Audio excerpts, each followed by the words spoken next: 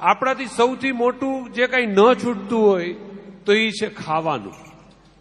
ઘણી વાર તો એવું થાય કે આપણે એક ઉપવાસ રહેવાનો, એમાં 4 વાગે કોક દાબેલી ખવડાવી દે તો વળી આપણે એમ કહી કે સોરી.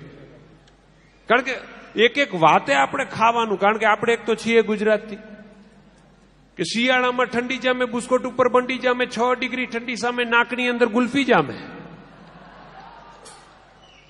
કે શિયાળાની ઠંડીમાં પણ ખાવા અમારે ગોલો જોઈએ, 200 ગ્રામ ગાંઠિયામાં 250 સંભારો જોઈએ, લાલ જોઈએ, લીલા જોઈએ, મરચા અમારે તીખા જોઈએ, પીઝા હોય કે પકોડા, છાશ અમારે પીવા જોઈએ. એટલે કેટલી વસ્તુ આપણને, કોઈ ખાલી ચા નું નામ લે એટલે એમ કહે ચા ને ના નો પડાય.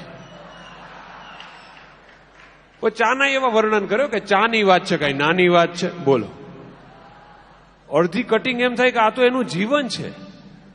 કે તપેલીમાં ઉછળતી, કડકપતિ ઉકળતી, પ્યાલીમાં પડતી ચડતી, નસ ને કે પેટમાં, ડાયરેક્ટ હાર્ટમાં, ત્યાંથી બધા પાર્ટમાં પહોંચતી ધસમસતી ચા જે આવી છે બધાને ફાવી છે. અડધી કટિંગમાં તો અમને ફૂલ મોજ આવી છે. બોલો, એટલે આવું આપણને જે સૌથી લોભ જેનો થાય એ વસ્તુને છોડવી. એટલે કારણ કે આપણે તો કણ કણમાં, કે જગ આખું રખડીને આવ્યા, ગુજરાત સિવાય કઈ ફાવે નહીં.